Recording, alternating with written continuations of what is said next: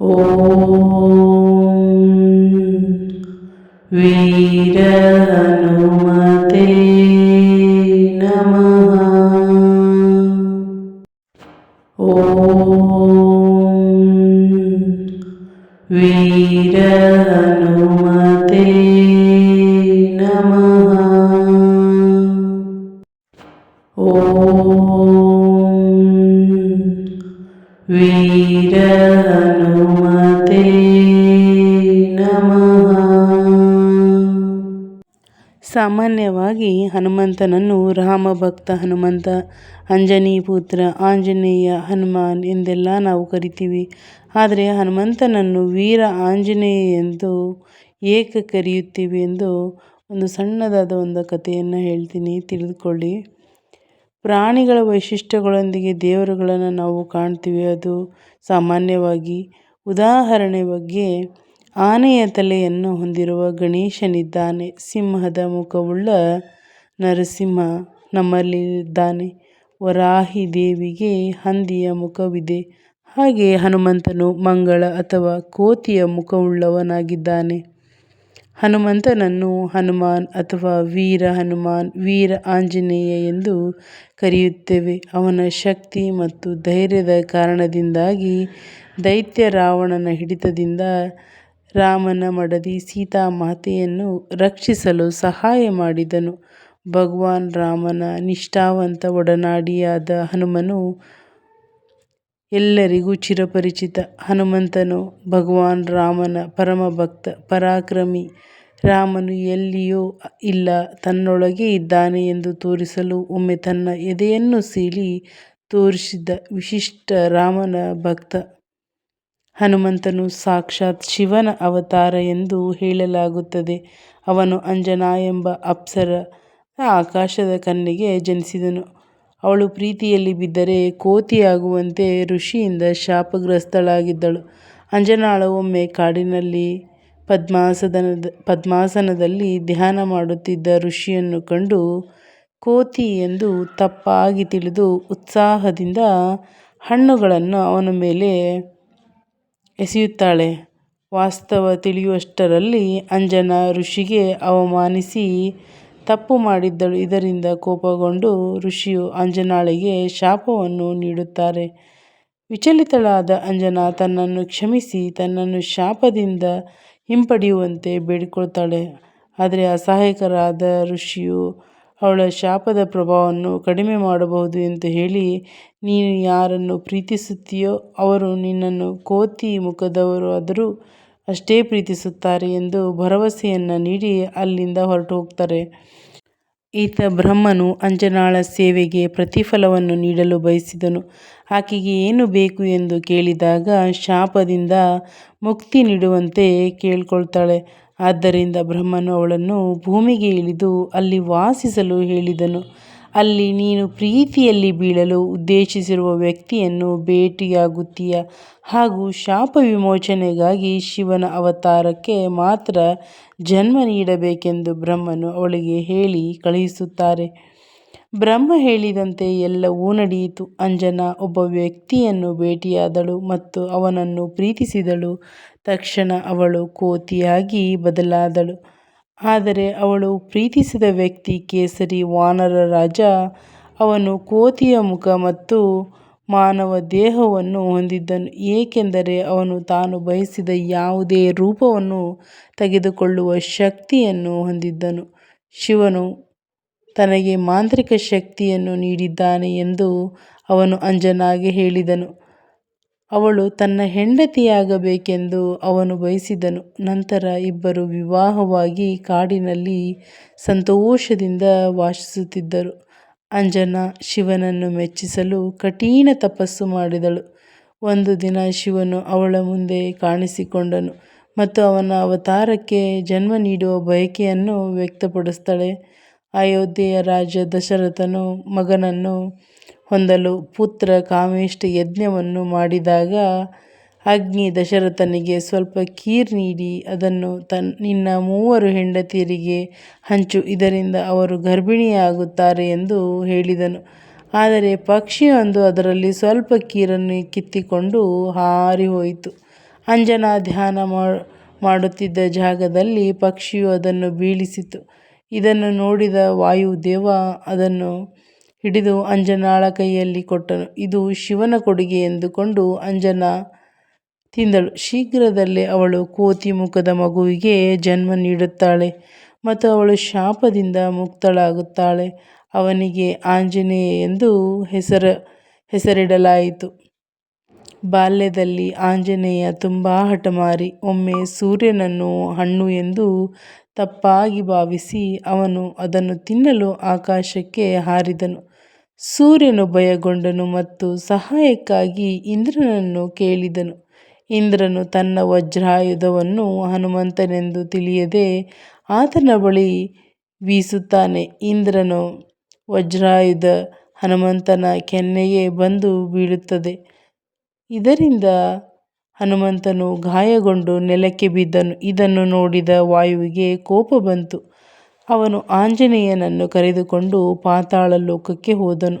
ಗಾಳಿ ಇಲ್ಲದೆ ಜನರು, ಪ್ರಾಣಿಗಳು ಮತ್ತು ಸಸ್ಯಗಳು ಭೀಕರವಾಗಿ ನರಳಾಡ್ತಾ ಇದ್ವು. ಆಂಜನೇಯನನ್ನು ನೋಯಿಸಿದ್ದಕ್ಕಾಗಿ ಬ್ರಹ್ಮನು ಇಂದ್ರನನ್ನು ನಿಂದಿಸಿದನು. ಅವನು ಇಂದ್ರ ಮತ್ತು ಇತರ ದೇವತೆಗಳೊಂದಿಗೆ ಪಾತಾಳಕ್ಕೆ ಹೋಗಿ ಭೂಮಿಗೆ ಹಿಂತಿರುಗುವಂತೆ ವಾಯುವನ್ನು ಬೇಡಿಕೊಂಡನು. ವಾಯುವನ್ನು ಮೋಹಿಸಲು ಬ್ರಹ್ಮನು ಆಂಜನೇಯನ ಗಾಯಗಳನ್ನು ಗುಣಪಡಿಸಿದನು ಮತ್ತು ಹನುಮಂತನಿಗೆ ಭೂಮಿಯ ಮೇಲಿನ ಯಾವುದೇ ಆಯುಧವು ಹಾನಿ ಮಾಡಲಾಗದು ಎನ್ನುವ ವರವನ್ನು ನೀಡಿದನು. ಆಂಜನೇಯ ಚಿರಂಜೀವಿ ಅಥವಾ ಅಮರನಾಗುತ್ತಾನೆ ಎಂದು ಇಂದ್ರನು ಅವನನ್ನು ಆಶೀರ್ವದಿಸಿದನು. ಅವನು ತನ್ನ ಹನು ಮೇಲೆ ಗುರಿಯಿಟ್ಟಿದ್ದರಿಂದ ಆಂಜನೇಯನನ್ನು ವೀರ ಹನುಮಾನ್ ಎಂದು ಕರೆಯಲಾಗುತ್ತದೆ ಎಂದು ಇಂದ್ರನು ಹೇಳಿದನು. ಹೀಗಾಗಿ ಹನುಮಂತನನ್ನು ವೀರ ಹನುಮಾನ್ ಎಂದು ಹೇಳಲಾಗುತ್ತದೆ. ಇದು ಹೆಚ್ಚು ಶಕ್ತಿ ಮತ್ತು ಸಾಮರ್ಥ್ಯವನ್ನು ನೀಡಬಲ್ಲದು. ಶನಿ ಅಥವಾ ಶನಿಯ ದುಷ್ಪರಿಣಾಮಗಳನ್ನು ನಿವಾರಿಸುತ್ತದೆ. ದೈಹಿಕ ಮಾನಸಿಕ ಅಸ್ವಸ್ಥತೆಯನ್ನು ಗುಣಪಡಿಸುತ್ತದೆ. ಆತಂಕವನ್ನು ಹೋಗಲಾಡಿಸುವುದರೊಂದಿಗೆ ಧೈರ್ಯ ಆತ್ಮವಿಶ್ವಾಸವನ್ನು ನೀಡುತ್ತದೆ. ಸಮಸ್ಯೆಗಳನ್ನು ಜಯಿಸಲು ನಿಮಗೆ ಸಹಾಯ ಮಾಡುತ್ತದೆ.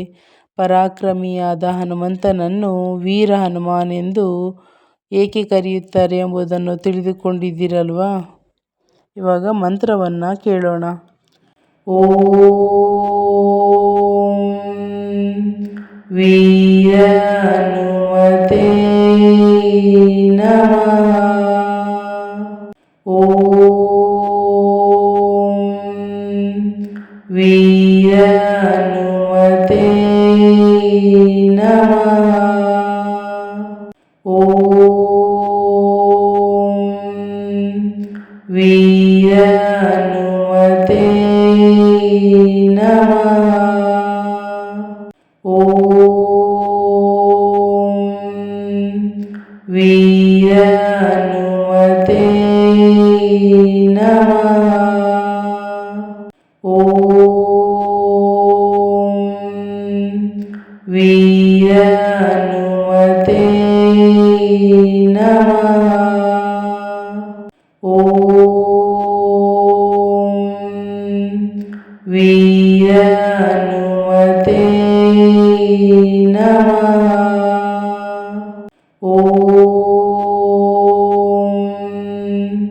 ವೀರ ಹನುಮತೆ ನಮಃ. ಓಂ